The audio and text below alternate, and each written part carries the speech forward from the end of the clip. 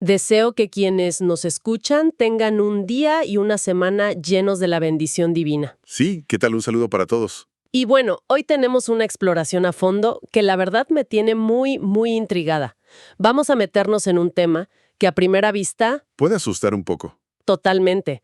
Vamos a analizar por qué, en el mundo antiguo, la máxima expresión de amor y, o sea, de reverencia hacia lo divino, requería que tomaras tu posesión más valiosa, la degollaras y la vieras convertirse literalmente en humo. Sí, suena a una locura hoy en día. Es que fíjate, cuando la gente, o bueno, cuando cualquier persona que se acerca al primer capítulo de Levítico lee estas instrucciones para los sacrificios, la reacción inmediata es casi siempre pasar la página rápido. Ajá, como que dicen, esto es un manual de matadero antiguo, no me interesa. Exacto, un relicario sangriento y ya. Pero nuestra misión hoy, en este análisis, es ir mucho más al fondo. Ujú. Queremos explorar la psicología detrás de esto, la tensión y, fíjate, ese anhelo humano casi desesperado por acortar la distancia con lo divino. Y me parece un punto de partida fundamental. Porque, o sea, para entender cómo funcionaba la mente de esa época, la cosmovisión, tienes que mirar sí o sí su sistema de sacrificios. Claro. Las notas de estudio que estamos usando nos detallan que hay 5 grandes ofrendas en estos textos. El holocausto, la ofrenda de cereales, el sacrificio pacífico y, bueno, los sacrificios por el pecado y la culpa. Que son bastantes. Sí, pero hoy nos vamos a enfocar en la primera, la más antigua, la que marca el compás de todo. El holocausto. Exactamente, la ofrenda más exigente y radical de todas. Es la base de todo este sistema. Y el término mismo, holocausto, pues ya genera bastante ruido, ¿no? Evidentemente, para quienes nos escuchan, aclaramos que no estamos hablando del uso moderno y trágico de esta palabra. Claro, no, para nada. Hay que ir a la raíz, al hebreo original. Ajá, la palabra hola, que, si no me equivoco, literalmente significa una ascensión o lo que sube. Fíjate que sí, y hace una referencia súper directa a la columna de humo. El humo que se eleva desde el altar. Es una imagen súper visual. Esa es la clave. La palabra hola nos describe el destino exacto de esta ofrenda. Porque, o sea, en otras ceremonias como el sacrificio pacífico, una parte de la carne se quemaba así, Ujú. pero otra parte servía para alimentar a los sacerdotes y hasta la propia familia de quien la ofrecía. Era en esencia una comida compartida. O sea, había un beneficio ahí. Exacto. Pero con la ola, con el holocausto, el paradigma cambia por completo. Es una entrega absoluta, con la única excepción de la piel del animal. El resto se consume íntegramente por el fuego. Y aquí es donde a mí, francamente, me cuesta procesar la lógica de esa época. ¿Por el desperdicio? Exacto. Imaginemos una analogía moderna. O sea, organizar un sacrificio pacífico es como, no sé, preparar una gran cena. Compras ingredientes carísimos, cocinas, pero al final te sientas a la mesa y lo disfrutas con tus invitados. Hay un retorno de inversión, digamos. Sí, hay un beneficio mutuo. Sin embargo, el holocausto sería el equivalente a, imagínate, comprar el reloj más exclusivo del mercado o un auto de súper lujo y en lugar de usarlo, Lo tiras. lo arrojas al fondo del océano, frente a todo el mundo. O sea, quien hace la ofrenda no retiene absolutamente ningún beneficio material. Parece un desperdicio económico, brutal. ¿Por qué destruir algo de tanto valor? Es una reacción supernatural desde nuestra perspectiva. O sea, hoy en día somos altamente utilitarios y transaccionales. Operamos siempre bajo esa lógica de, bueno, ¿qué gano yo con esto? Totalmente. Pero el holocausto, según nuestras fuentes, buscaba romper precisamente esa mentalidad. La destrucción del valor material era el mensaje. O sea, el costo era el punto. Exacto. No se trataba de negociar con la deidad, de decir, te doy esto para que me des una buena cosecha. Un intercambio. No. Al entregar un animal perfecto, de tu propio rebaño, y verlo desaparecer en el fuego, estabas declarando una renuncia total. Era una forma física de decir, mi vida entera le pertenece a algo más grande. Sin reservas. Wow. Y sin esperar nada material a cambio. Pero, espera, eso me lleva a otra duda. Porque, bueno, siempre que pensamos en sacrificios en el mundo antiguo, nos imaginamos esto de aplacar la ira de dioses súper caprichosos, ¿verdad? Sí, la visión típica de Hollywood. Exacto. Y suena contraintuitivo que la motivación principal para quemar un buey sea simplemente querer acercarse. Y por eso las notas de la Biblia Holman hacen tanto énfasis en el vocabulario. La raíz hebrea de la que viene la palabra ofrenda es karab. Karab. Ajá. Y su significado es fascinante. Significa aproximarse, llegar a estar íntimamente cerca. De ahí viene corbán, ¿no? Exactamente corbán, que significa ofrenda.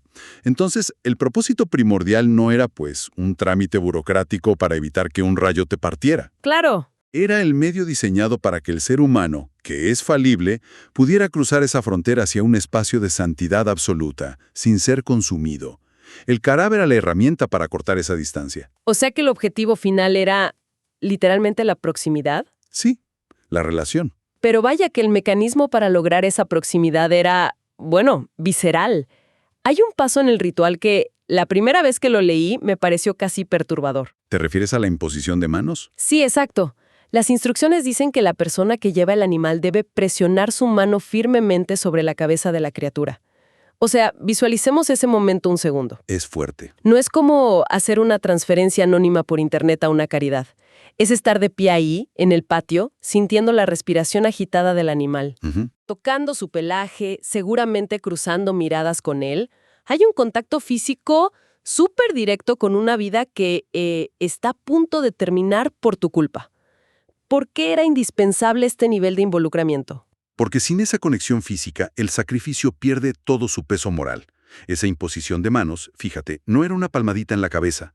Las fuentes dicen que requería apoyar el peso del cuerpo sobre el animal. Ah, wow, o sea, recargarse en él. Sí, recargarse. Representaba una transferencia simbólica, una identificación absoluta. El texto asocia esto directamente con la idea de la expiación. El concepto hebreo ahí es kippur. Keeper.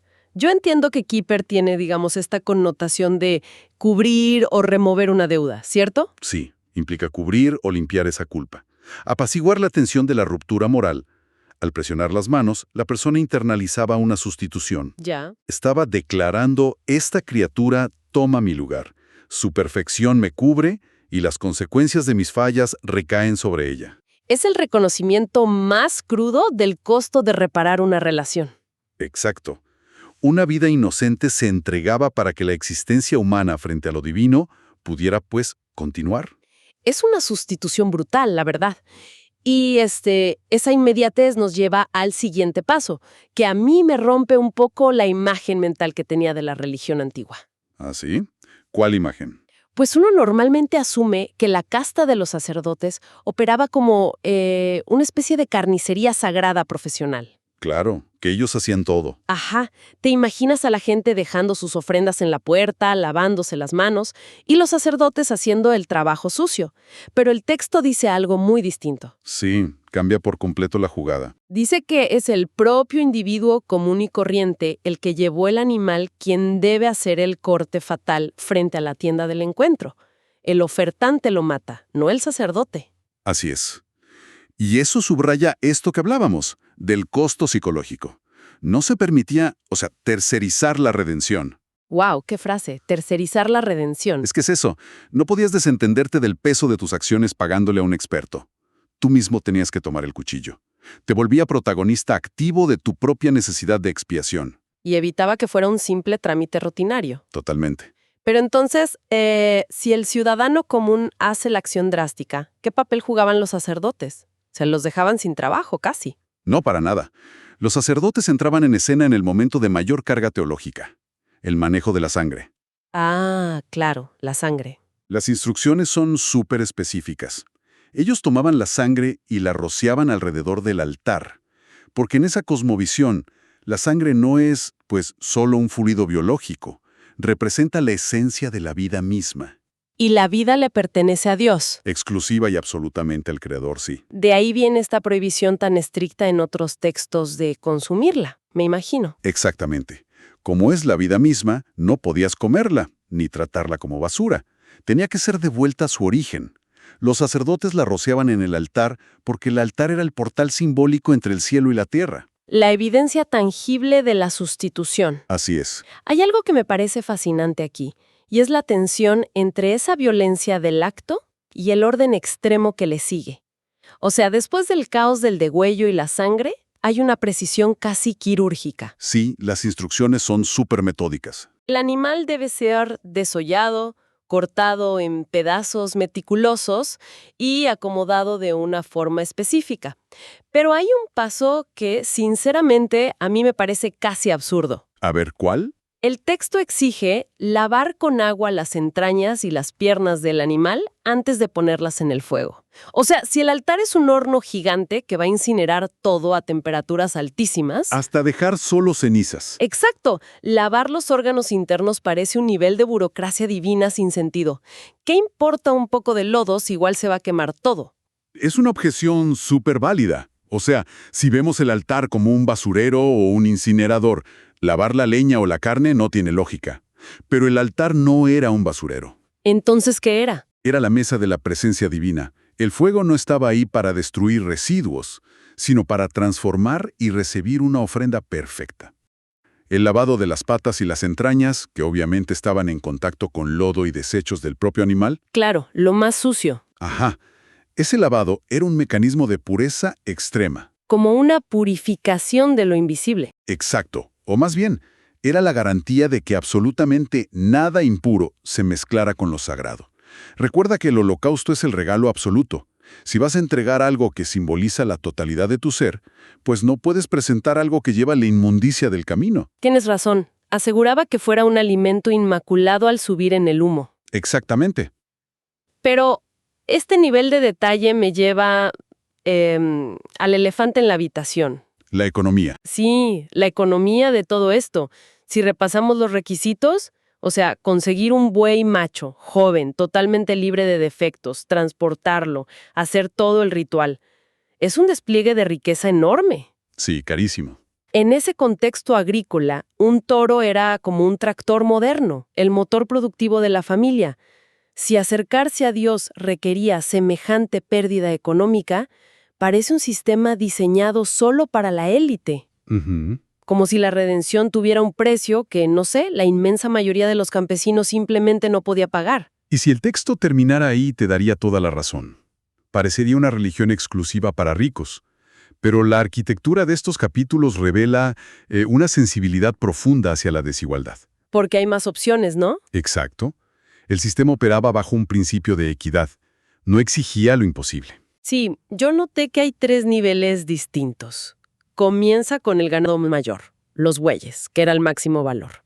Luego baja al ganado menor, permitiendo ovejas o cabras. Ajá. Pero el último peldaño es el que me parece que rompe los esquemas. Permite ofrecer aves, tórtolas o palominos. Y ese detalle de las aves es una genialidad sociológica según los expertos. Las palomas y tórtolas eran omnipresentes. Eran animales abundantes o que podías criar con un costo casi nulo. Muy accesibles. Exacto. La opción económicamente viable para la base de la pirámide. Para los verdaderamente pobres.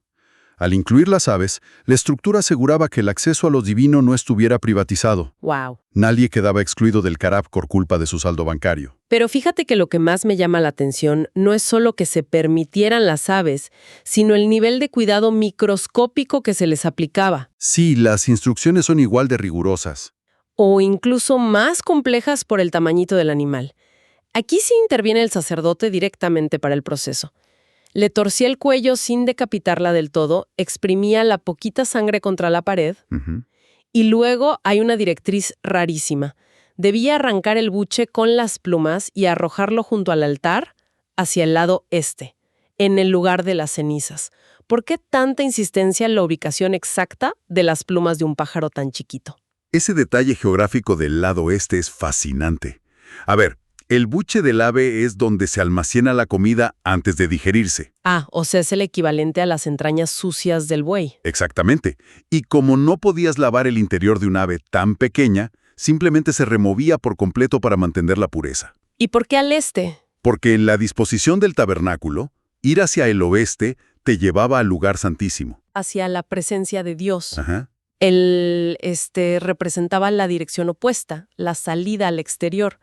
Entonces, lanzar las impurezas al este aseguraba que la inmundicia se alejara físicamente de la santidad. O sea que el sacerdote empleaba la misma reverencia litúrgica y el rigor teológico para despachar la palomita de un indigente que el que usaba para el toro enorme del hombre más rico. Totalmente. cero tratos de segunda categoría. La exigencia de pureza no bajaba por el tamaño de la ofrenda. Claro. Y esto nos lleva a la frase clave, el gran ecualizador del sistema, que se repite en los 3 niveles. Ah, sí, la frase final de cada sección, porque, no importa si quemabas tu inversión más grande o una palomita que atrapaste esa mañana. El texto cierra diciendo siempre que es una ofrenda quemada de aroma agradable al Señor. Aroma agradable. Es una figura retórica antropomórfica hermosísima. Sí. Evidentemente, la deidad no necesitaba inhalar humo para satisfacerse. Es un símbolo de favor, de aceptación plena.